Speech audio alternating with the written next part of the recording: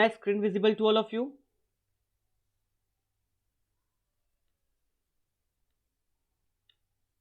Yes, sir. Okay. So let's start with the topic. Our first unit में हमारी कुछ चीज़ें रह गई थी. Like I have told you that we will discuss it in our extra class on Saturday. So let's start with that only. Last time we have discussed about the taxation. ठीक है, तो एक बार जल्दी से. Yes, you want to ask something? Recording के लिए बोला था ना कि हाँ, जो स्टूडेंट्स नहीं बैठे. yeah, I have start recording. Okay sir. Don't worry, yeah, this is the app ना, तो I have start recording. Okay, so start with the taxation. हम फिर से स्टार्ट करते हैं. वैसे ऑलरेडी मैंने कर लिया होता, लेकिन एक बार फिर से कर देते हैं. What do you mean by taxation? Taxation क्या है?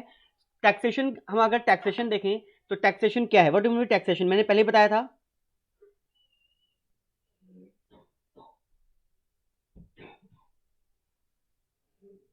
सर हमें जब हमारी टैक्स लाइबिलिटी अराइज होती है और हाँ. हमें we are liable to pay tax. हाँ, it is a, you can say it is a mandatory financial charge which is imposed by the government in order to finance certain public expenditure. ठीक है, taxation क्या है? एक तरीके का government का revenue है जो एक फिनेंशियल, हमारा क्या है, फिनेंशियल ऑब्लिगेशन है जो टैक्स पेयर्स के ऊपर गवर्नमेंट लेवी करती है in order to finance the public expenditure. जो पब्लिक एक्सपेंडिचर, आपको पता है कि इंडिया जो है that is a mix economy. हमारे इंडिया में कैसी इकोनॉमी हम फॉलो करते हैं? Mix economy, which is a hybrid form of socialist and capitalist economy, right? तो हम क्या करते हैं in India, in order to curb the gap of जो inequal distribution of income and wealth है, इसको कम करने के लिए हम क्या करते हैं? We impose tax on those persons who are rich and make provision for those persons who are poor. हम गरीबों से टैक्स कलेक्ट करते हैं एंड हम उसका जो यूज करते हैं, एक्सपेंडिचर करते हैं, वो किसके लिए करते हैं? For the welfare of the society who are poor. जो पुअर है, जैसे उनकी इंफ्रास्ट्रक्चर फैसिलिटीज, उनकी हेल्थ फैसिलिटीज, उनकी एजुकेशनल फैसिलिटीज, इन सब चीजों पे हम क्या करते हैं? एक्सपेंड करते हैं. ठीक है, तो टैक्सेशन का सबसे इंपॉर्टेंट पर्पस यही है कि टैक्सेशन हम क्या करते हैं? In order to bridge the gap between rich and poor. Is it clear? Now there are two types of taxes, direct tax and indirect tax. इसको भी हमने ऑलरेडी डिस्कस किया हुआ था, बट स्टिल फिर से कर लेते हैं. डायरेक्ट टैक्सेस क्या होते हैं? Direct taxes are those taxes the burden of which can not be shifted on others. इसको हम किसी दूसरे पर्सन पर शिफ्ट नहीं कर सकते हैं. It will be paid by only those person on whom it is imposed. जिसके ऊपर ये इम्पोज किया गया है. सपोज दैट अगर if I am earning certain income and income tax is levied on me, तो only I have to pay those taxes. हम सिर्फ मैं ही हूं. It is only me who is going to pay tax on that particular income. Now indirect taxes क्या है? Indirect taxes में हम क्या करते हैं? The burden of which can be shifted on others. इसमें क्या होता है? The tax is imposed on some person but it is shifted on others person. The final liability of tax shifted on another person to pay it. ठीक है, तो हम क्या करते हैं? इसको किसी थर्ड पर्सन पे हम क्या करते हैं? इसको इंपोज कर देते हैं. That is called indirect tax. Is it clear?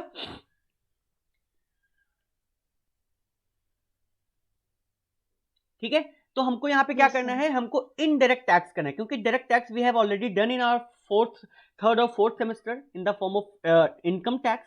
Now in this particular semester we will deal with the indirect tax. So what are the features of indirect tax?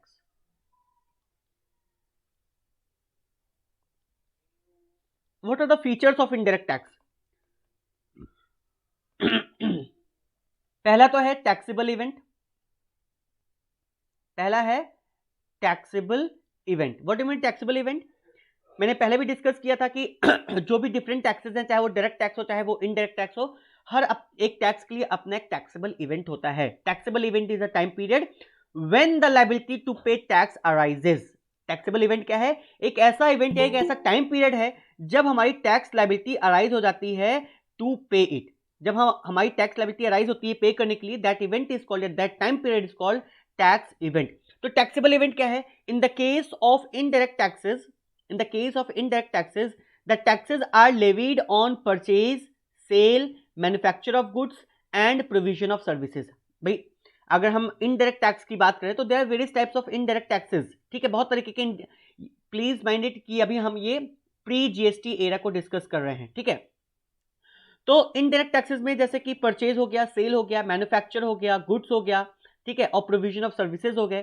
तो ये क्या होते थे, हमारे टैक्सेबल इवेंट होते थे। जैसे एक्साइज ड्यूटी के केस में क्या होता था, एक्साइज ड्यूटी के केस में मैन्युफैक्चरिंग, ये हमारा क्या है, टैक्सेबल इवेंट है। प्रोविजन ऑफ सर्विसेज के केस में क्या है, सॉरी सर्विस टैक्स के केस में क्या है, सर्विस टैक्स के केस में है प्रोविजन ऑफ सर्विसेज, ठीक है। इसी तरह से वैट के केस में क्या है, वैट के केस में वैल्यू एडिशन या परचेज जो है, ठीक है। तो इस तरह से हम क्या करते हैं, टैक्सेबल इवेंट को डिटरमिन करते हैं under various forms of indirect taxes. तो टैक्सेबल इवेंट क्या होते हैं, in case of indirect taxes, taxes are levied on purchase in case of VAT, sale, manufacture of goods in case of excise duty, and provision of services in case of services taxes. Is it clear?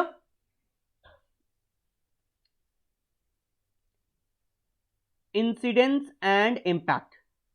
Incidence and impact. Incidence and impact क्या है, in case of indirect taxes the incidence and impact fall on two different persons.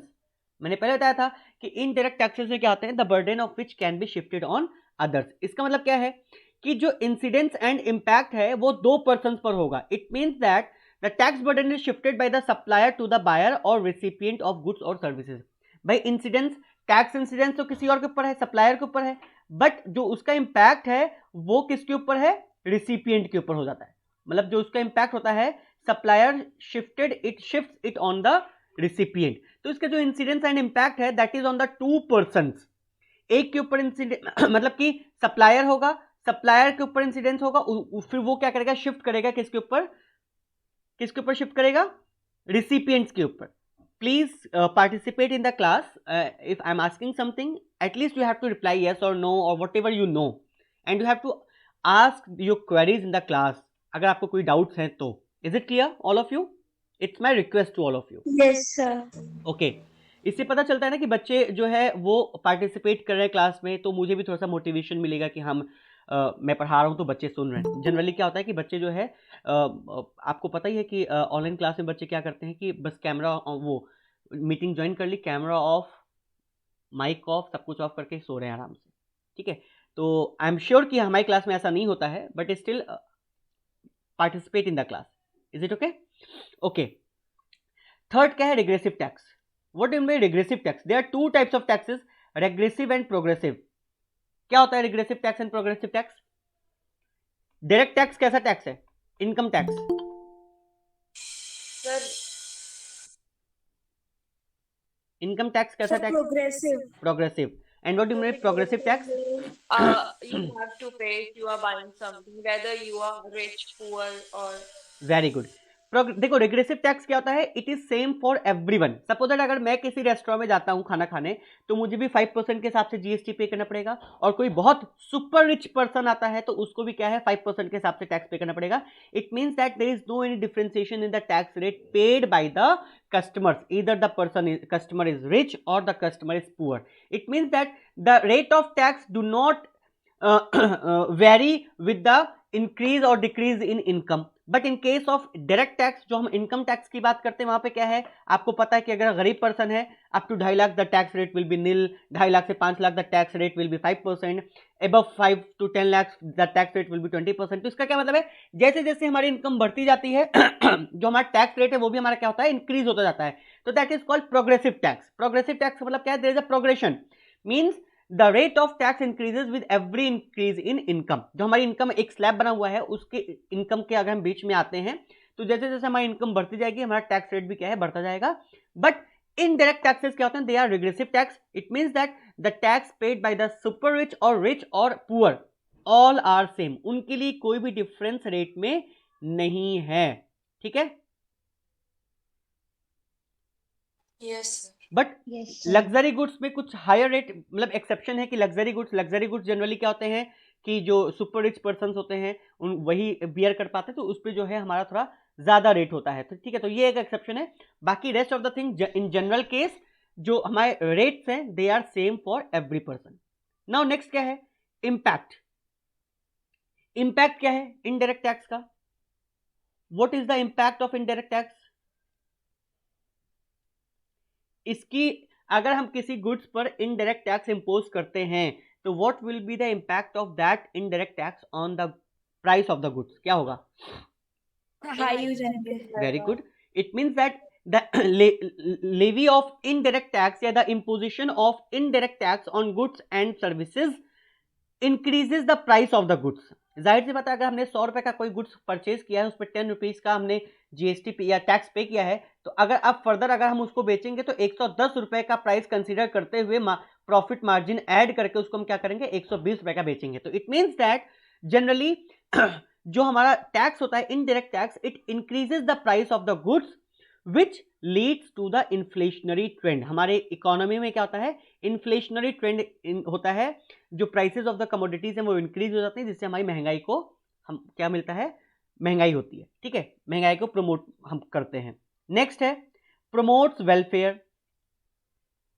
Promotes welfare, कैसे welfare को promote करता है? How it promotes welfare? Equality, government को revenue मिलता है. Very good. Government को रेवेन्यू आता है तो गवर्नमेंट उसको पब्लिक वेलफेयर एक्सपेंडिचर में क्या कहते हैं, एक्सपेंड करती है. इसके अलावा और कुछ है, जैसे कुछ हार्मफुल प्रोडक्ट्स हैं, जैसे अल्कोहल है, टोबैको है. ठीक है, इसे हम क्या करते हैं, जनरली हाई रेट पे हम टैक्सेबल करते हैं, ताकि इसके दो पर्पस हैं. एक तो ये हमारा रेवेन्यू जनरेट हो, गवर्नमेंट को ज्यादा टैक्स कलेक्ट हो सके, और दूसरा हम डिस्करेज करते हैं सोसाइटी में ताकि लोग अल्कोहल और टोबैको वगैरह को कम यूज कर सकें. डिस्करेज करते हैं the use of tobacco and alcohol, all जो हमारे क्या कहते हैं कि ऐसी चीजें जो हमको नुकसान पहुंचाते हैं, तो ऐसी चीजों को हम डिस्करेज करते हैं by imposing high rate of taxes on those products. ठीक है, ताकि इसके दो फायदे हैं. एक तो हम उसको डिस्करेज करते हैं ताकि उसका प्राइस, क्योंकि जब हम ज्यादा रेट ऑफ टैक्स ऐड करेंगे तो उसका प्राइसेस भी इंक्रीज होगा, तो उसकी वजह से क्या होगा, लोगों को महंगा लगेगा तो वो कम करेंगे. मतलब ऐसा नहीं कि एकदम से ही बंद कर देंगे, लेकिन जहां पे अगर वो 10 सिगरेट्स पी रहे थे, now he will use only 5 cigarettes in a day. ठीक है, तो इस तरह से वो डिस्करेज करते हैं. और दूसरा, high rate of tax will result in high means more revenue to the government, which the government can spend on welfare of the society. Is it clear? Yes sir. और मेजर सोर्स ऑफ रेवेन्यू तो है ही, इसमें तो कोई हमको define करने की जरूरत है नहीं कि मेजर सोर्स ऑफ रेवेन्यू है, क्योंकि हमको पता है कि भाई इनकम टैक्स क्या है. इनकम टैक्स तो चलो ठीक है, जो लोग अमीर हैं, ठीक है, क्योंकि काफी लोग क्या करते हैं इनकम टैक्स में अपनी इनकम को छुपा लेते हैं. लेकिन इनडायरेक्ट टैक्स में क्या है, इनडायरेक्ट टैक्स में you can not conceal your income. आप अपनी इनकम को छुपा नहीं सकते. भाई आपकी इनकम है नहीं, हमको उससे मतलब नहीं है. यू अगर if you are consuming that goods you have to pay tax. Simple. आपने एक पैकेट चिप्स भी लिया है तो आपको टैक्स पे करना है. Is it clear to all of you? Yes sir. Okay. Now taxation powers. देखो टैक्सेशन पावर को एज इट हम इतना ज्यादा डिस्कस नहीं करेंगे, क्योंकि ये तो पूरा लॉ का फिर वही है कि हमको कॉन्स्टिट्यूशन देखना है. टैक्सेशन पावर में क्या है, हमको पता है कि इंडिया जो है, इंडियन कॉन्स्टिट्यूशन जो है that is a supreme. Indian constitution जो है वो सुप्रीम है, जो कि सारे लॉ बनाता है, सारे लॉ को फ्रेम करता है, और हम उसी लॉ पे उस लॉ को हम क्या करते हैं, फॉलो करते हैं. ठीक है, अब देखो जो इंडियन कॉन्स्टिट्यूशन है इसमें 3 फेडरल स्ट्रक्चर है, 3 टियर स्ट्रक्चर इंडियन सिस्टम में है. क्या है, यूनियन लिस्ट. पहले हमको पता है कि हम जो फॉलो करते हैं 3 टियर गवर्नमेंट को फॉलो करते हैं. एक तो है सेंट्रल गवर्नमेंट जिसको हम बोलते हैं यूनियन. ठीक है, यूनियन गवर्नमेंट. फिर है स्टेट गवर्नमेंट, और एक आपने सुना होगा local government. Can you give the example of local government? Municipality. Very good.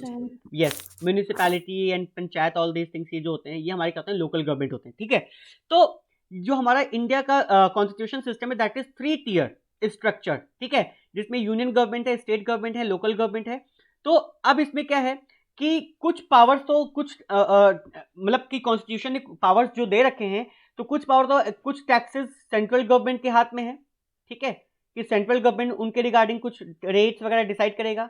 कुछ जो है वो स्टेट गवर्नमेंट के हाथ में है कि स्टेट गवर्नमेंट विल डिसाइड, और कुछ जो है वो हमारे लोकल गवर्नमेंट के हाथ में. जैसे हमारा क्या है, जैसे म्यूनिसिपैलिटी में कौन कौन से टैक्सेस आते हैं, हाउस टैक्स वगैरह जो आता है वो किसमें आता है, entertainment tax. Yes, entertainment tax हो गया, म्यूनिसिपैलिटी टैक्स हो गया. ठीक है, तो ये हमारे क्या होता है, ये लोकल गवर्नमेंट जो है वो अराइज करते हैं, मतलब वो डिसाइड करते हैं. ठीक है, तो इसमें देखो क्या है, 7th शेड्यूल जो आर्टिकल 246 है उसमें पहले 3 list are there, list 1, list 2 and list 3।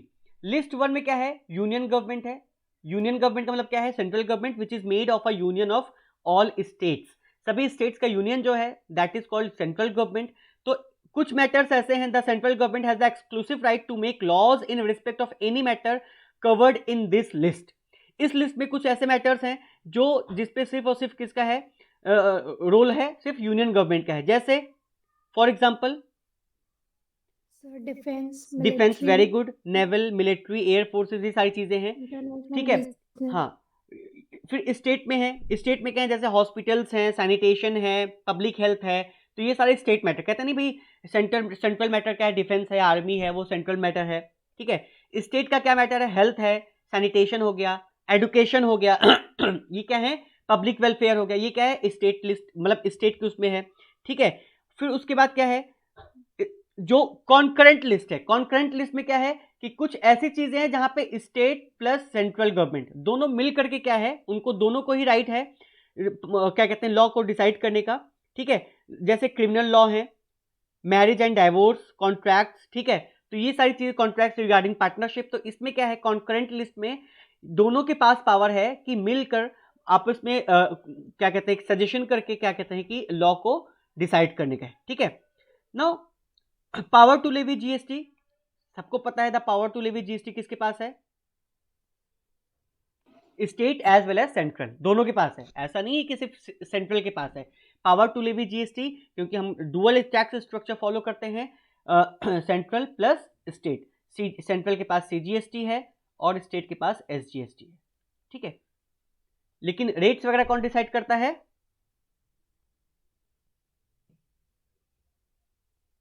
Sir वो दोनों ही डिसाइड करते हैं हाँ, ना? दोनों ही डिसाइड करते हैं, लेकिन ज्यादातर पावर जो है वो किसके पास है? सेंट्रल के पास ही है। लेकिन ये कॉन्करेंट लिस्ट में ही आता है, इसमें हम दोनों के पास ही पावर है डिसाइड करने के लिए, लेकिन जनरली जो है वो सेंट्रल गवर्नमेंट के पास है, ठीक है। सर दोनों का इक्वल राइट हाँ, होता है ना? Equally, exactly. अगर 18% टैक्स रेट है तो 9% सीजीएसटी है और 9% क्या है? एसजीएसटी है। रेट्स जो डिसाइड करेगी वो सेंट्रल गवर्नमेंट ही करेगी, लेकिन वो स्टेट से भी कुछ राय मशवरा कर लेते हैं, लेकिन जो लॉ पास होता है वो पार्लियामेंट में ही होता है, ठीक है। तो it's a matter of central only, लेकिन जो कंट्रीब्यूशन है, मतलब जो लेवी ऑफ टैक्स है, that is distributed equally among the central and state. Is it clear? Yes sir. Okay, now come to the, यहां तक सबको समझ में आ रहा है ना? Yes sir. ओके, अब आते हैं pre GST era. Pre GST era में हमने पहले भी इसको डिस्कस किया है कि before the introduction of GST there were various tax structure. जैसे मैन्युफैक्चरिंग पे एक्साइज ड्यूटी थी, जो कि सेंट्रल गवर्नमेंट, मतलब सेंट्रल लिस्ट में थी, एक्साइज ड्यूटी थी, सेंट्रल सेल्स टैक्स था, वेरियस टैक्सेस वेर देयर। फिर उसके बाद स्टेट लेवल पे कुछ टैक्सेस थे, ठीक है, जैसे वैट हो गया, सर्विस टैक्स हो गया। उसके बाद क्या कहते हैं कि हमारे पास कस्टम्स हुआ करता था जो सेंट्रल लेवी करती थी, और entertainment tax, tariff tax, entry tax, ठीक है। ये सारे टैक्सेस जो होते थे प्री जीएसटी एरा में हमारे पास थे। कस्टम्स हो गया, फिर उसके बाद जो है हमारे पास हो गया वैट हो गया, ठीक है। एक होता था सेनवैट। सेनवैट क्या होता था? सेंट्रल वैल्यू एडेड टैक्स, जो सेंट्रल गवर्नमेंट जो है वो लेवी करती थी। फिर उसके बाद हमारे पास हो गया एंटरटेनमेंट टैक्स। फिर हो गया हमारे पास एंट्री टैक्स, जो हम गुड्स ट्रांसपोर्टेशन पे देते थे, जो क्या कहते हैं टोल्स वगैरह पे हम पे करते थे, ठीक है। तो various taxes were there under pre GST era, जिसमें हमको पढ़ना है value addition tax. Value addition tax, देखो जो वैल्यू एडिशन टैक्स है ना, ये कब इंट्रोड्यूस हुआ था? 2005 में। 2005 में इंट्रोड्यूस हुआ था। तो वैल्यू एडिशन टैक्स का जो सबसे इंपॉर्टेंट पर्पस था, ठीक है, वैल्यू एडिशन टैक्स पे जो सबसे इंपॉर्टेंट पर्पस था वो क्या था? हमारा कास्केडिंग इफेक्ट को खत्म करना। कास्केडिंग इफेक्ट को खत्म करना। तो what will be cascading effect? पहले तो मुझे कास्केडिंग इफेक्ट बताओ। Sir tax on tax. Very good, tax on tax, ठीक है।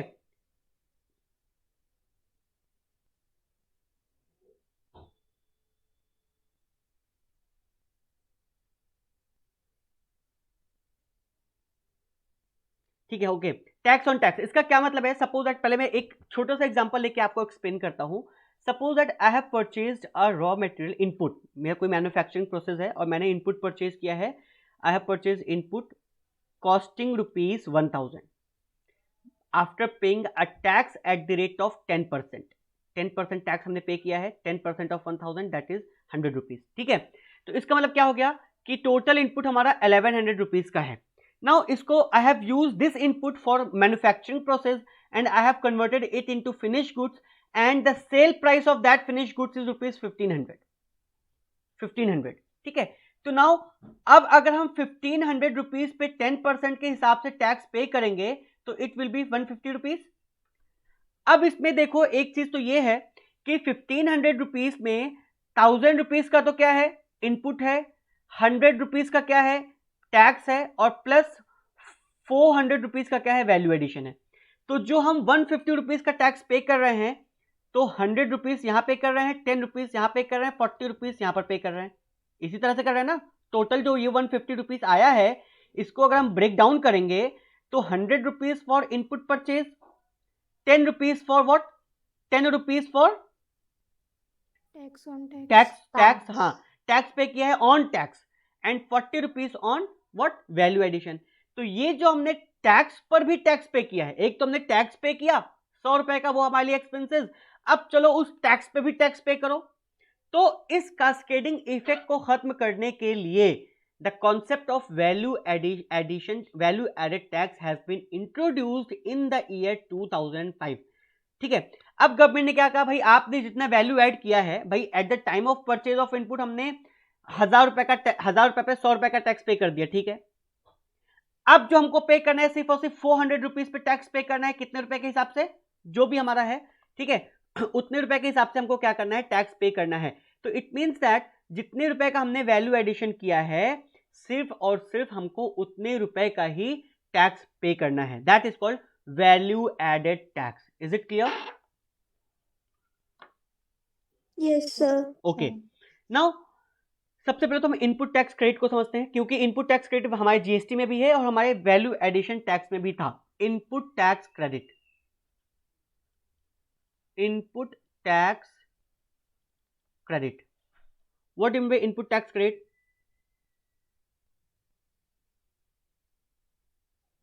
सर इसमें होता है लाइक हम लोग जितना पे कर देते हैं वैल्यू एडिशन में, उसके बाद हम लोगों को एडिशनल टैक्स नहीं पे करना होता, उतना का क्रेडिट मिल जाता है। Very good. देखो इनपुट टैक्स क्रेडिट अगर जनरली मैं समझना चाहूँ कि इनपुट टैक्स क्रेडिट है क्या, तो simply input tax credit is a credit of tax, it is a credit of tax, it is a credit of tax paid eight the time of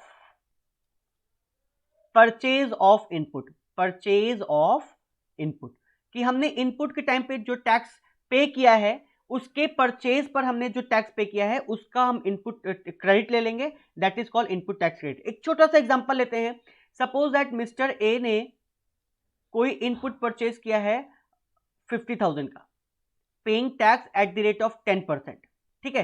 तो कितना हो गया, कितना टैक्स इन्होंने पे किया, 5,000 रुपीज का।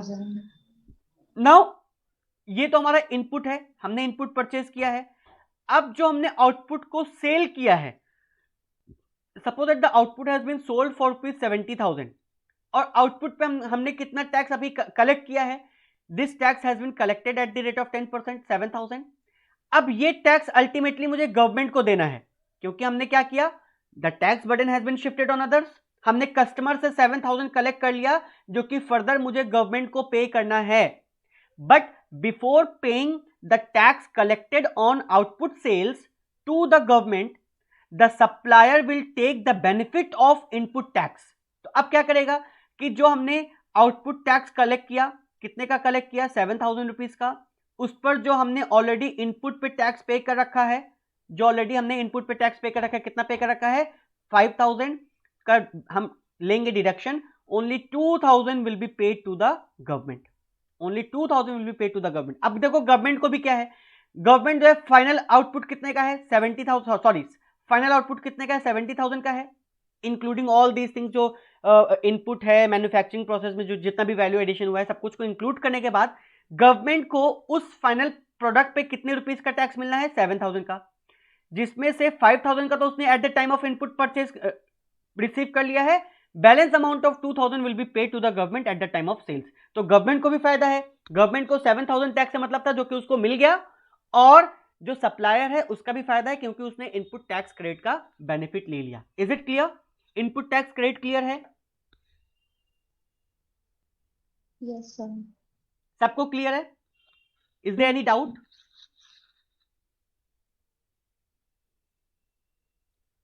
आगे बढ़ूं मैं? Should I proceed ahead? Yes, sir. Okay, now अब देखो इनपुट टैक्स क्रेडिट हम अवेल कैसे कर सकते हैं, मतलब what are the eligibility condition. जैसे अभी हम यहाँ पे भी जीएसटी में भी पढ़ेंगे कि इनपुट टैक्स क्रेडिट जो है हम what are the eligible conditions, कि व्हाट आर द कंडीशंस या which persons are eligible to avail the input tax credit. तो इसी तरह से वैट में भी कुछ कंडीशंस हैं। पहला है it is allowed to a registered dealer. सबसे पहला रजिस्टर्ड डीलर, जाहिर सी बात है अगर कोई पर्सन रजिस्टर्ड नहीं है तो वो how can he receive the input tax credit, क्योंकि उसके पास कोई रिकॉर्ड नहीं है कि उसने कितने का टैक्स पे किया है, कितने का टैक्स उसने पे करना है। तो until and unless the person is a registered dealer he can not take the benefit of input tax credit. It is allowed in respect of VAT paid on purchase of capital goods. अगर हम कोई capital goods पे हमने VAT पे किया है, capital goods मतलब plant and machinery पे अगर हमने कोई वैट पे किया है तो उसका भी हम आईटीसी क्लेम कर सकते हैं।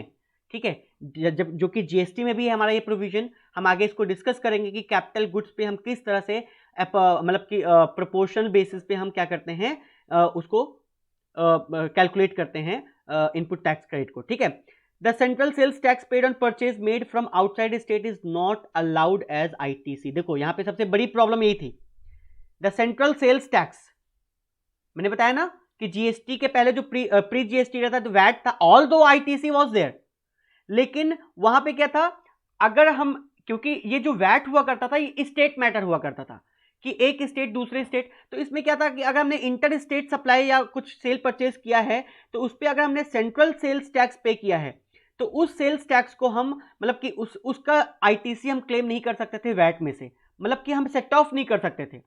वैट का सेट ऑफ सिर्फ और सिर्फ हम वैट से ही कर सकते थे। अगर हम क्या कहते हैं कि सेंट्रल सेल्स टैक्स पे हमने कोई पे किया है तो उसको हम स्टेट लिस्ट के टैक्सेस से हम सेट ऑफ नहीं कर सकते थे, जो कि जीएसटी में ये चीज को बिल्कुल खत्म कर दिया गया है। Is it clear to all of you? CST central sales tax on purchases made from outside state, on purchases made from outside state is not allowed as ITC, is not allowed as ITC। हम सिर्फ और सिर्फ suppose अगर हम दिल्ली में deal करें तो दिल्ली की पे हम जो हमने वैट पे किया है परचेज पर, तो दिल्ली के परचेज में ही दिल्ली के सेल्स को हम क्या कर सकते हैं, जैसे कोई हमने इनपुट परचेज किया है दिल्ली से और उसकी सेल्स जो हो रही है दिल्ली में ही हो रही है, ठीक है, then only the ITC can be claimed in this particular case. अगर हम सेंट्रल सेल्स मतलब सेंट्रल सेल्स टैक्स और वैट का ITC हम एडजस्ट सेट ऑफ नहीं कर सकते। ठीक है, now the fourth is it is allowed only if the purchase are made from a registered dealer. ये तभी अलाउड है जब हम रजिस्टर्ड डीलर से परचेज कर रहे हैं। ठीक है, एक तो मतलब जो क्लेम करने वाला है वो भी रजिस्टर्ड डीलर हो और जिससे हम परचेज कर रहे हैं वो भी क्या हो, रजिस्टर्ड डीलर हो। रजिस्टर्ड डीलर मतलब कि अगर जिससे हम कोई भी गुड्स या रॉ मटेरियल परचेज कर रहे हैं, if he is not a registered dealer, in that particular case you can not claim the benefit of ITC। हम ITC का बेनिफिट क्लेम नहीं कर सकते हैं। ठीक है, the ITC is not available in respect of purchases from dealer who has opted for composition scheme. अभी हम आगे इसको डिस्कस करेंगे कॉम्पोजिशन स्कीम क्या है। मैंने शायद पहले भी थोड़ा सा इंट्रोड्यूस किया हुआ था कि जो छोटे छोटे टैक्स पेयर्स हैं जैसे पान मसाला सेलर, गुमटी सेल जो गुमटी वाले होते हैं, ठीक है, मंडप कीपर, तो इनके लिए क्या होता है, कॉम्पोजिशन स्कीम होती है जिसमें हम अकाउंट्स को ज़्यादा मेंटेन करने की जरूरत नहीं होती है। तो अगर हमने कोई परचेज किया है ऐसे डीलर से जो कि कॉम्पोजिशन स्कीम में टैक्स को पे करता है, तो in that particular case also the ITC is not available. और जीएसटी में भी ये केस है, जीएसटी में ये केस है कि if you have opted for composition scheme, मतलब कि अगर आपने अपने आप को ये ऑप्ट कर लिया है कि आप जो टैक्स पे करेंगे वो कॉम्पोजिशन स्कीम के अंडर पे करेंगे, then you are not eligible to take the benefit of ITC. वो हम डिस्कस करेंगे जब हमारा कॉम्पोजिशन स्कीम का चैप्टर आएगा, ठीक है, अभी पैनिक होने की जरूरत नहीं है। Now next point is if goods have been used to manufacture the exempt goods ITC is not available. ये तो हमारे केस में भी है, जीएसटी में भी है कि अगर हमने कोई इनपुट टैक्स पे किया है, इनपुट टैक्स पे किया है कोई एग्जेम्प्टेड गुड्स को मैन्युफैक्चर करने के लिए, मतलब कि ऐसे गुड्स जो कि एग्जेम्प्टेड है फ्रॉम जीएसटी, तो in that particular case also the input tax credit is not allowed. Is it clear? Yes, sir. Okay, Yes, sir. I hope ये चीज आपको समझ में आ रही होगी। आगे बढ़ूं मैं? सर एक डाउट है yes please ask. Sir, income tax credit हम लोग मतलब गवर्नमेंट हमें अवेल कराती है, हाँ, इनकम टैक्स नहीं, मतलब इनपुट हमें tax. Sorry sir, input tax. Yes. Yes sir, तो सर उसमें लाइक हमने जितना पे किया था उतना हमें क्रेडिट मिल जाता है Yes. गवर्नमेंट से। यस, तो सर हम लोग जब गवर्नमेंट हमें अवेल करा देती है क्रेडिट, तो सर हम बार बार गवर्नमेंट हम दे रहे हैं, फिर गवर्नमेंट वापस दे रही है, फिर हम दे रहे हैं, सर अल्टीमेटली तो फाइनल कंज्यूमर से ही मिलेगा ना जीएसटी। देखो तो ये, सर हम ये बार बार क्यों करते हैं? देखो ये मैं बता रहा हूँ, जो इनपुट टैक्स की बात मैं कर रहा हूँ, ठीक है, इनपुट टैक्स की जो बात मैं कर रहा हूँ, सपोज दैट हमने कोई इनपुट परचेज किया, ठीक है, इस पे हमने टैक्स को पे किया, ठीक है। अब इसके बाद जो है सपोज दैट क्या कहते हैं कि जो इन आउटपुट जब हमने किया, आउटपुट सेल्स किया, ठीक है, आउटपुट सेल्स जो हमने किया है, उस पर्टिकुलर केस में जो अल्टीमेट बर्डन है वो तो कंज्यूमर पर है, वो तो जाहिर सी बात है कंज्यूमर पे पूरा बर्डन है, ठीक है। लेकिन यहां पर गवर्नमेंट कहती है कि आप जो इनपुट टैक्स का जो क्रेडिट लेंगे उसके लिए कुछ स्पेसिफाइड टाइम लिमिट है। अब गवर्नमेंट बिल्कुल आउटपुट पे ही डिपेंड नहीं हो सकती है भाई। आउटपुट के केस में क्या है, पता चला उसने आईटीआर फाइल करने में लेट कर दिया, तो इससे गवर्नमेंट के रेवेन्यू पे इंपैक्ट होता है। तो यहाँ पे क्या होता है, गवर्नमेंट हर एक स्टेप वाइज इनपुट पे टैक्स लिया, फिर आउटपुट पे जो टैक्स हुआ, गवर्नमेंट कहती है ठीक है आप जो है जो इनपुट पे टैक्स पे कर रहे हैं वो, क्योंकि देखो यहाँ पे आपको पता है कि टाइम वैल्यू, भाई हमको खर्चे की जरूरत आज है और आप हमको 10 दिन के बाद दे रहे हो, तो वुड इट बी मैटर? ये मैटर करता है ना। Yes sir. तो इसीलिए हम क्या करते हैं, जो टैक्स कलेक्ट करते हैं ये पॉइंट ऑफ टाइम पर होता है, हर एक चीज का अपना टैक्सेबल इवेंट होता है। तो जब हमने परचेज किया है तो परचेज के टाइम पर तो हमको पे करना ही पड़ेगा टैक्स। भाई क्या कहते हैं कि जो डीलर है, सपोज डीलर और ये रिसीवर, रिसिपिएंट मतलब मैन्युफैक्चरर है, यहाँ पे वो रिसिपिएंट हो गया है। अब डीलर भी एक रजिस्टर्ड पर्सन है, इसको भी टैक्स पे करना है, और रिसिपिएंट जो है ये भी रजिस्टर्ड पर्सन है जो कि इसको भी बाद में टैक्स पे करना है क्योंकि आगे सप्लाई करेगा। तो अब ऐसा तो नहीं है कि रिसिपिएंट जो डीलर जो है इससे टैक्स ना ले। भाई अगर ये इससे टैक्स नहीं लेगा तो डीलर को अपनी तरफ से टैक्स पे करना पड़ेगा। भाई गवर्नमेंट तो डीलर को पकड़ेगी ना कि भाई आप टैक्स पे करो, आपने बेचा। तो डीलर को फिर, तो डीलर क्या करता है, भाई इसके लिए कस्टमर ये है, इनके लिए कस्टमर कुछ और होगा, फिर उसके लिए कस्टमर आगे कुछ और होगा। भाई हर एक स्टेप पे भाई अगर ये अपने आगे वाले से टैक्स नहीं लेगा तो सारा का सारा बर्डन तो इसके ऊपर ही आ जाएगा ना, पे तो इसको भी करना है। यस सर, आ गया समझ में आ गया ना डाउट जो था? Yes sir, yes sir. Okay, no variant of value added tax कि हम कैसे क्या क्या पॉसिबिलिटीज हैं कि कैसे हम इनपुट टैक्स को मतलब कि कैलकुलेट कर सकते हैं under value addition tax. This is not method, this is the variant कि कितने वेरिएंट है, कि ऑप्शंस क्या क्या हैं, कि किन किन ऑप्शंस में हम वैल्यू एडेड टैक्स में इनपुट टैक्स क्रेडिट को अवेल कर सकते हैं। पहला तो है ग्रॉस प्रोडक्ट वेरिएंट, बहुत ही छोटा छोटा सा है, ज्यादा डिफिकल्ट नहीं है ये। Gross product variant, gross product variant में क्या है कि इसमें जो इनपुट टैक्स क्रेडिट हम अवेल कर सकते हैं ये सिर्फ और सिर्फ किस पे कर सकते हैं, रॉ मटेरियल्स के प्राइस पर, रॉ मटेरियल्स के प्राइस पर। इसमें जो हम क्या कहते हैं कैपिटल गुड्स हम यूज करेंगे, जो कैपिटल गुड्स हम यूज करेंगे उस पर हम वैल्यू एडेड टैक्स का जो इनपुट है उसको अवेल नहीं कर सकते हैं। So in this variant, under gross product variant, the input tax credit can be availed only for the taxes paid on the purchase of raw material. Whatever cost of capital goods is there, हम उस cost का input tax credit avail नहीं कर सकते हैं। ठीक है,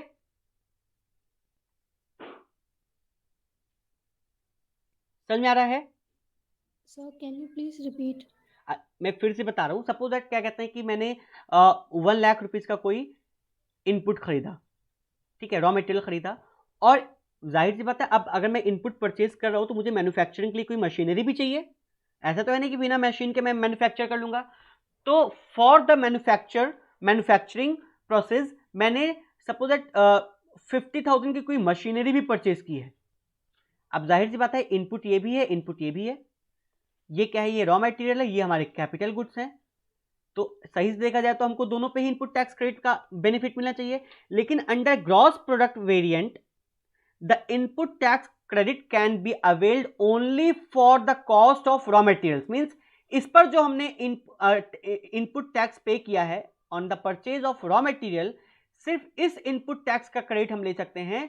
इस पे जो हमने इनपुट टैक्स पे किया है उसको हम नहीं ले सकते हैं इनपुट टैक्स क्रेडिट, क्योंकि जाहिर बात है अगर हम मशीनरी परचेज कर रहे हैं तो मशीनरी पे भी हमको क्या करना है, इनपुट टैक्स पे करना है, लेकिन उस इनपुट टैक्स का क्रेडिट हम नहीं ले सकते हैं। ठीक है,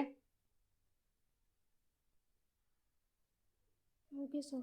ठीक है, चलो नेक्स्ट है income variant.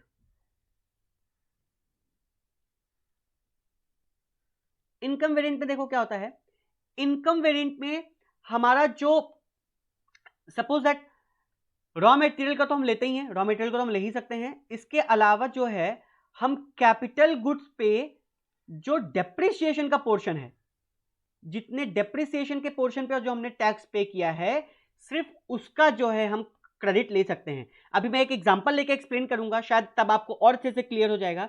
So under income variant the value added tax credit is allowed on all VAT paid on raw material and components. In case of capital goods, VAT is allowed only to the extent of depreciation on them. It means VAT credit on capital goods is apportioned to various years in the ratio of depreciation allowance on such capital assets in those years. इसका क्या मतलब है, एक छोटा सा example लेके अभी मैं न्यूमेरिकल फिगर लेके एक्सप्लेन करूंगा कि जो कैपिटल गुड्स अगर आपने 50,000 का परचेज किया है, ठीक है, 50,000 का, अब इस पे मैंने कोई 10,000 का सपोज दैट इनपुट टैक्स दिया है, तो ये जो इनपुट टैक्स का पोर्शन है ये इस पर जो डेप्रिसिएशन का पार्ट आएगा, क्योंकि डेप्रिसिएशन अब टोटल हमारी मशीन कितने की हो गई, 60,000 की हो गई, टोटल कॉस्ट ऑफ मशीनरी कितनी हो गई, 60,000 की हो गई, लेकिन इसमें 50,000 तो कॉस्ट है और 10,000 टैक्स है। तो इसका क्या मतलब है, जो वैल्यू एडेड टैक्स हम प्रोवाइड करेंगे वो सिर्फ उस पोर्शन का प्रोवाइड करेंगे जो डेप्रिसिएशन के इक्वल का होगा। ठीक है, जो जितना डेप्रिसिएशन आ रहा है इसका मतलब जो टोटल 60,000 का डेप्रिसिएशन आएगा उतने पर हम क्या करेंगे, वैल्यू एडेड टैक्स को प्रोवाइड करेंगे। Is it clear? अभी एक छोटा सा एग्जांपल लेंगे, शायद तब आपको क्लियर हो जाएगा। अभी मैं पहले कॉन्सेप्ट क्लियर कर देता हूं, फिर एग्जांपल लेके मैं आपको समझाऊंगा। ठीक है, नेक्स्ट है तीसरा है क्या कहते हैं कि कंजम्पशन वेरिएंट। कंजम्पशन वेरिएंट में इसमें क्या है कि हमारा रॉ मटेरियल पे भी हमारा इनपुट टैक्स क्रेडिट अलाउड है और कैपिटल गुड्स पे भी हमारा अलाउड है। एक छोटा सा एग्जांपल लेते हैं पहले इसको एक्सप्लेन करने के लिए। सपोज दैट ये आपकी बुक में भी इसको एग्जांपल कोट किया हुआ है, purchase of raw materials, purchase of raw material, कितने का है रॉ मटेरियल, 8 लाख रुपीज का हमने परचेज किया है, exclusive of VAT at the rate of 4%, मतलब कि इस पे हमको 4% वैट लगाना है, इसमें वैट इंक्लूडेड नहीं है। ठीक है, नेक्स्ट है purchase of machinery, purchase of machinery, इस पे वैट है एट द रेट ऑफ 12.5% जो कि इसमें एक्सक्लूसिव है, और इसकी लाइफ जो है वो 10 ईयर्स है, लाइफ जो है वो 10 ईयर्स है, 24 लाख की। ठीक है, फिर उसके बाद जो है डायरेक्ट एंड इनडायरेक्ट एक्सपेंसेस हैं, डायरेक्ट एंड इनडायरेक्ट एक्सपेंसेस हैं, कितने के हैं, 6 लाख के हैं। फिर उसके बाद प्रॉफिट मार्जिन है, प्रॉफिट मार्जिन है कितने का है, 20% on total cost, 20% on total cost. ठीक है, और VAT on sales, VAT on sales है एट द रेट ऑफ 12.5%। अब देखो इसमें हम तीनों वेरिएंट्स को हम कैसे एक्सप्लेन करते हैं। सबसे पहले तो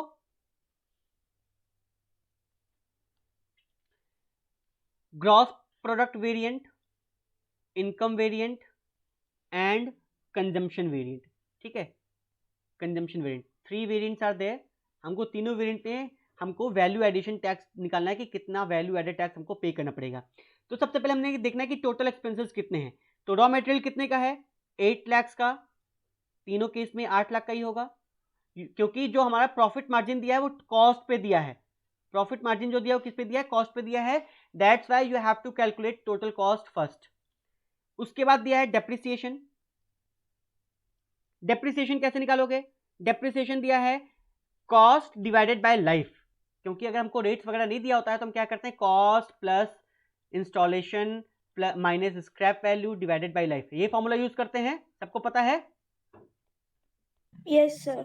ठीक है, तो यहां पर क्या कहते हैं कि जो डेप्रिसिएशन आएगा under gross product variant, gross product variant पे क्या आएगा, डेप्रिसिएशन कितना आएगा, 24 लाख की मशीन थी और मैंने आपको बताया था कि ग्रॉस प्रोडक्ट वेरिएंट में जो हम टैक्स पे कर रहे होते हैं, मैंने पहले बताया ना कि 50,000 का हमने मशीन परचेज किया और 10,000 का हमने उस पर टैक्स पे किया, तो अब कॉस्ट ऑफ मशीन कितने की हो जाएगी, 60,000 की हो जाएगी। तो 60,000 पे हम क्या करेंगे, वैल्यू एडेड टैक्स के हिसाब से हम उसको डेप्रिसिएशन कैलकुलेट करेंगे। ठीक है, तो डेप्रिसिएशन कितने का हो जाएगा, यहाँ पे हमने 24 लाख की मशीनरी परचेज की और उस पर 12.5% के हिसाब से टैक्स पे किया, कितना आ गया टैक्स, कितना आ गया value added tax,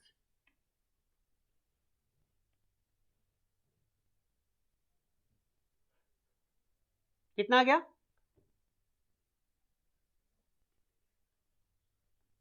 please calculate. I think it would B 12.5% of 24 lakh, it would B 3%।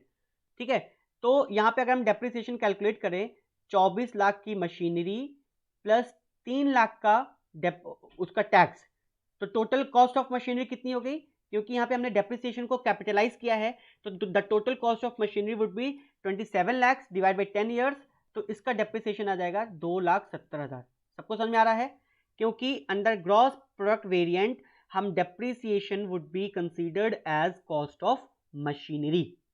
ठीक है, sorry, in tax value added tax paid on the purchase of capital goods would be included to calculate the depreciation. Is it clear, सबको समझ में आ रहा है? Yes sir. बाकी दोनों केसेस में क्या होंगे, 2,40,000 और 2,40,000, क्योंकि इन दोनों केसेस में हम इसमें तो डेप्रिसिएशन का भी हम वैट क्लेम कर सकते हैं, इसमें तो मशीन का भी कर सकते हैं, तो इसलिए इसमें हमने क्या किया है, क्या उसको जो डेप्रिसिएशन का पोर्शन है उसको इंक्लूड नहीं किया है। आप जीएसटी में भी जब पढ़ोगे ना, तो जीएसटी में एक प्रोविजन है सेक्शन 17 में कि इफ द वैल्यू जो इनपुट टैक्स क्रेडिट है, अगर हमने डेप्रिसिएशन जो चार्ज किया है टैक्स पोर्शन पे भी डेप्रिसिएशन चार्ज कर दिया है, मतलब कि अगर हमने 50,000 की मशीनरी खरीदी है और उस पर 10,000 रुपए का टैक्स पे किया और हमने मशीन को 60,000 दिखा दिया अपनी बुक वैल्यू में, तो इसका मतलब हमने टैक्स का जो पोर्शन पे किया उस पर भी डेप्रिसिएशन चार्ज कर दिया, तो in that particular case you can not avail the benefit of input tax credit. हम मशीन का इनपुट टैक्स क्रेडिट पर नहीं ले सकते हैं, ये जीएसटी में भी प्रोविजन है। आगे जब हम इन सेक्शन 17 करेंगे ना इनपुट टैक्स क्रेडिट का, तो उसमें सबसे पहला प्रोविजन यही है कैपिटल गुड्स के केस में कि if the depreciation has been charged on the tax component of the cost of machinery, तो in that particular case you can not avail the benefit of input tax credit. तो यहां पर क्या है कि जब हम डेप्रिसिएशन पे जो हमने टैक्स पे किया है उसको हम चार्ज नहीं, मतलब कि उस पर डेप्रिसिएशन चार्ज कर रहे हैं टैक्स पर, तब उस पर हम क्या कर सकते हैं, वैट का इनपुट टैक्स क्रेडिट का बेनिफिट नहीं ले सकते हैं। ठीक है, और एक्सपेंसेस यहां पे देखो कितने आ गए हैं, एक्सपेंसेस कितने के हैं, तीनों केसेस में 6-6 लाख के हैं। ठीक है, तो टोटल एक्सपेंसेस कितने के हो गए, टोटल एक्सपेंसेस देखो 16,70,000, 16,40,000 एंड 16,40,000। ठीक है, मार्जिन कितना है इसका, प्रॉफिट मार्जिन देखो 20% दिया हुआ है, प्रॉफिट मार्जिन कितना दिया हुआ है 20% ऑन टोटल कॉस्ट। yes, तो जो टोटल एक्सपेंसेस या टोटल कॉस्ट है इसका 20% कितना आ जाएगा 3,34,000, 2,46,000 और 2,46,000। ठीक है, अब हमको क्या करना है, सेलिंग प्राइस निकाल लेना है। सेलिंग प्राइस कैसे निकलेगा, कॉस्ट प्लस प्रॉफिट। भाई ये कॉस्ट है, ये प्रॉफिट मार्जिन है, दोनों को ऐड कर दो, that would be your selling price. या सेल कितना आ गया 20,04,000,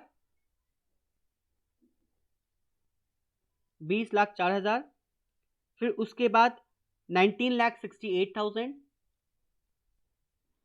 एंड 19,68,000, 19,68,000। यह हो गया सेलिंग प्राइस। अब सेलिंग प्राइस का 20% जो है हमारा क्या है, सेलिंग प्राइस का 20%, इसका 20% हमारा क्या है, वैट है, इसमें दिया है ना output VAT, sorry 12.5%। Output VAT कितना है, एट द रेट ऑफ 12.5%। निकालो 12.5% आपका, ये जो सेल्स है इसका 12.5%, इसका 12.5% और इसका 12.5%, कितना आ गया, please calculate all of you.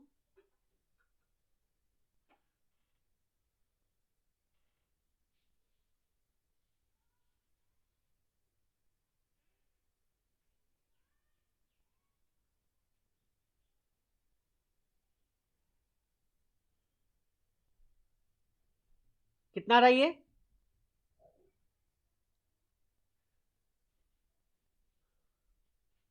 कोई कैलकुलेट कर रहा है या कोई सब आप एक दूसरे के ऊपर डिपेंड बैठे हैं कि वो करेगा वो करेगा। सर कर रहे हैं। सर कर रहे हैं। ओके, करके बताओ मुझे। 20,04,000 का कितना आ रहा है 12.5%, it would be I think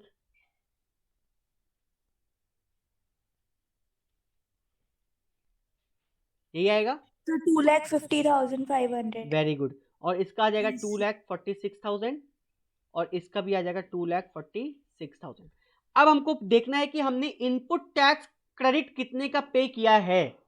अब देखो पहले केस में इनपुट टैक्स क्रेडिट कितने का होगा, इसमें कितने का होगा। अब हमने आउटपुट पे तो वैट कैलकुलेट कर लिया, अब इनपुट पे वैट कैलकुलेट करना है। हमें किस पर करना है, इनपुट पर वैट कैलकुलेट करना है। तो अंडर ग्रॉस प्रॉफिट वेरिएंट हमने क्या बताया आपको कि सिर्फ और सिर्फ जो इनपुट है हमको सिर्फ और सिर्फ किस पर करना है, इनपुट जो रॉ मटेरियल्स हैं उसका इनपुट, हमको इनपुट टैक्स क्रेडिट हम अवेल कर सकते हैं। तो इनपुट गुड्स पे हमने कितना लिया है, कितने के गुड्स परचेज किए 8 लाख के एट द रेट ऑफ 4%, तो इट वुड बी 32,000। इसमें हम कैपिटल गुड्स का इनपुट टैक्स क्रेडिट अवेल नहीं कर सकते हैं। इनकम मेथड में हम रॉ मटेरियल्स को तो क्लेम कर सकते हैं, प्लस जो डेप्रिसिएशन का पोर्शन है, डेप्रिसिएशन का पोर्शन कितना है, मैंने बताया था कि 24 लाख की मशीन थी और प्लस 3 लाख का क्या था उसका टैक्स पे किया था। ठीक है, तो डेप्रिसिएशन कितना हो जाएगा, इस पर डेप्रिसिएशन कितना आ रहा था,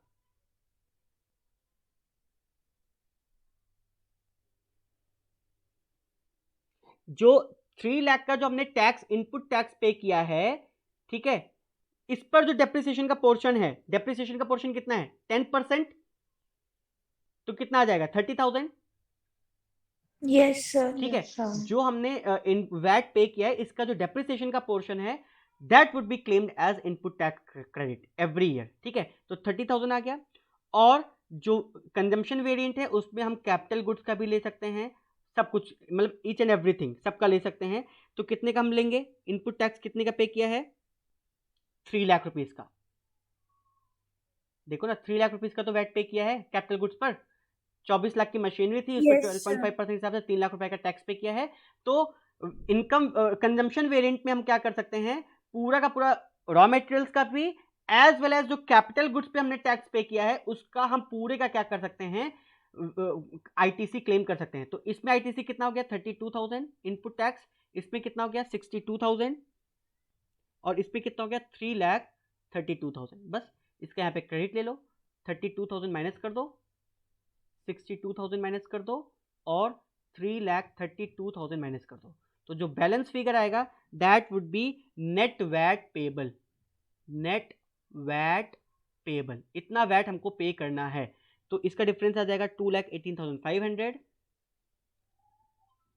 इसका आ जाएगा 1,84,000 और इसका आ जाएगा हमारा कितना 86,000 नेगेटिव फिगर आएगा, जो कि हम आगे इसको क्या करेंगे सेट ऑफ करेंगे। इसको हम आगे जो अदर थिंग्स पे वैट होगा उसको हम सेट ऑफ करेंगे। ये हमारे पास क्रेडिट बचा हुआ है जो हम आगे इसको सेट ऑफ कर सकते हैं। ठीक है, समझ में आ रहा है? Yes sir. Yes, sir. तो ये तो हमारे वेरिएंट थे, 3 वेरिएंट थे, gross product variant, income variant and consumption variant. Now come to the methods to calculate value added tax. There are 3 methods, although method बहुत ज़्यादा डिफिकल्ट नहीं है, बहुत ही almost they are same to be same, बहुत same से लगते हैं। मेथड ऑफ वैट, पहला क्या है? पहला तो है वैल्यू एडिशन मेथड, जिसको हम बोलते हैं एडिशन मेथड, एडिशन मेथड है। फिर दूसरा है इनवॉइस मेथड है, इनवॉइस मेथड है। और तीसरा है सब्ट्रैक्शन मेथड है, सब्ट्रैक्शन मेथड है। वैल्यू एडिशन मेथड में सिंपली हम क्या करते हैं, वैल्यू एडेड निकालते हैं। जैसे मैंने कहा भाई 1,000 रुपए का परचेज किया इनपुट और 1,500 रुपए में आउटपुट बेचा, तो यहाँ पे वैल्यू एडिशन जो हुआ है 500 रुपए का, हम सिर्फ इस 500 रुपए पे वैल्यू एडेड टैक्स पे करते हैं एट द सर्टेन रेट। तो value addition method, addition method में हम क्या करते हैं, the supplier is liable to pay tax on the value addition at each stage. हर एक स्टेज पे हम देखेंगे कितने रुपए का वैल्यू एडिशन हुआ है, उस वैल्यू एडिशन पे हम क्या करते हैं, टैक्स पे करते हैं। इनवॉइस मेथड में हम क्या करते हैं, इनवॉइस मेथड में हम सिंपली इनवॉइस की वैल्यू देखते हैं। The tax levied on full sell price but the credit is given for tax paid on purchases.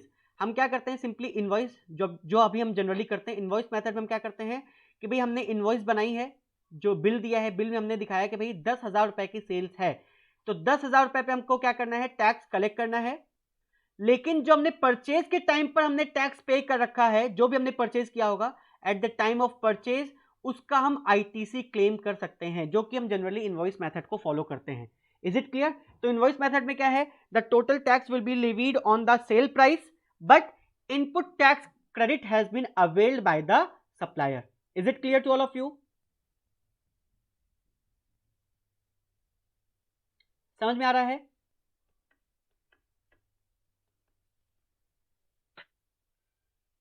Hello, yes sir. Okay. Next है हमारा सब्ट्रैक्शन मेथड। सब्ट्रैक्शन मेथड में देखो क्या करते हैं, simply under this method the tax is paid on difference between sale price and purchase value. तो sale price and purchase value में हम क्या करते हैं, सपोज दैट जो सेल प्राइस है माइनस परचेज प्राइस, ठीक है, दोनों का डिफरेंस लेकर के जो वैल्यू आती है दैट उस पर हम क्या करते हैं, टैक्स पे करते हैं।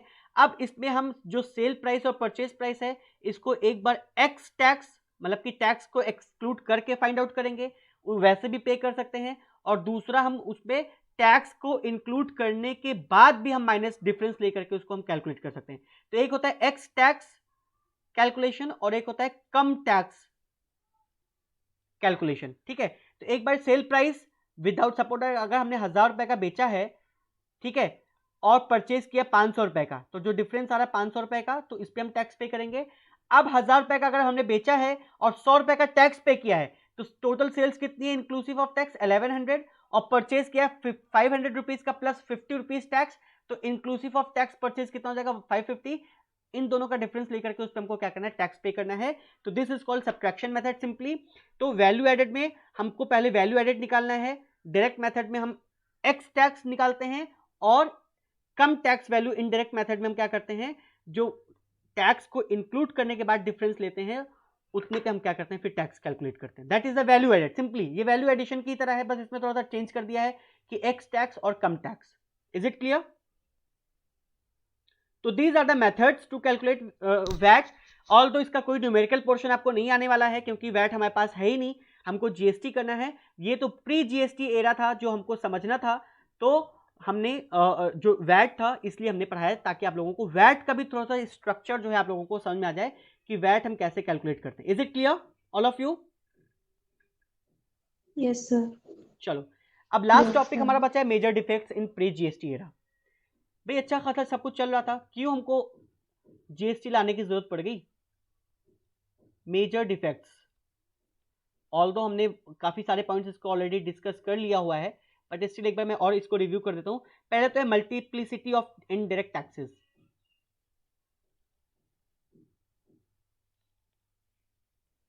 मल्टीप्लिसिटी ऑफ इनडायरेक्ट टैक्सेस में क्या है?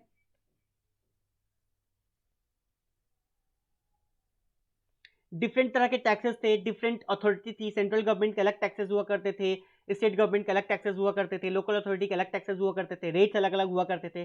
तो बहुत ही मल्टीपल फॉर्म्स ऑफ टैक्सेस हुआ करते थे, जो बहुत ही ज्यादा मतलब कि हेक्टिक हो जाता था लोगों को कैलकुलेट करने के लिए। तो अब हमारा क्या है, एक सिंप्लीफाइड टैक्स स्ट्रक्चर आ गया है, जीएसटी फॉर द एक सिंप्लीफाइड टैक्स स्ट्रक्चर है, कॉम्प्रिहेंसिव टैक्स स्ट्रक्चर है, रेट्स सबके सेम है, बहुत ज्यादा रेट्स अलग अलग नहीं है।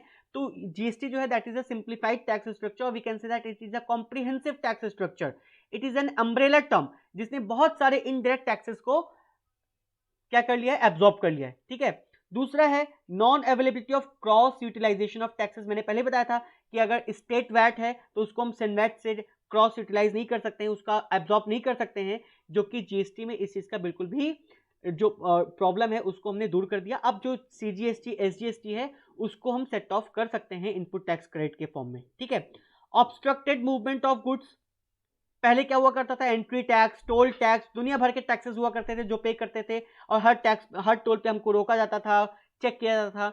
अब after the introduction of GST एक सिंपल ई वे बिल का कॉन्सेप्ट आ गया। अगर आपको रोकना भी है तो आप बस वो इलेक्ट्रॉनिक फॉर्म में जो ई वे बिल होता है उसका एक नंबर होता है जनरेटेड, वो आप दिखा देंगे तो सारी इंफॉर्मेशन गुड्स की, ट्रक का नंबर क्या है, ट्रक का ड्राइवर कौन है, कहां से गुड्स चला, कहां को जाना है, रूट क्या क्या है, कितने रुपए का माल है, क्या है, each and every information should be there. Popup information होती है उसमें हमारे सारे इंफॉर्मेशन ऑनलाइन आ जाते हैं। ठीक है, तो this is also one of the major drawback कि बहुत मतलब कि बैरियर्स हुआ करते थे मूवमेंट ऑफ गुड्स में। मल्टीपल रिपीटेटिव कंप्लायंसेस, बहुत सारे कंप्लायंसेस हुआ करते थे एक्साइज ड्यूटी वैट वगैरह के लिए, जो कि अब हमको सिर्फ और सिर्फ एक कंप्लायंस करना है, जीएसटी रिटर्न को फाइल करना है, दैट्स इट। पहले क्या होता था, वैट को अलग फाइल करो, सेल्स टैक्स को अलग फाइल करो, सर्विस टैक्सेस के लिए अलग से फाइल करो। Now you have to file only one thing, that is GST return. Is it clear? Yes, sir. So this is all for your unit first. I think ये जो हमारा VAT का portion रह गया था यूनिट फर्स्ट में, वो हमारा क्या कहते हैं कि मैंने डिस्कस कर लिया है। ठीक है, रेस्ट ऑफ द थिंग्स जो हमारी कंटिन्यूएशन में क्लासेस चल रही थी, हम उसी कंटिन्यूएशन में लेकर चलेंगे क्लास को। Is it okay? Yes sir.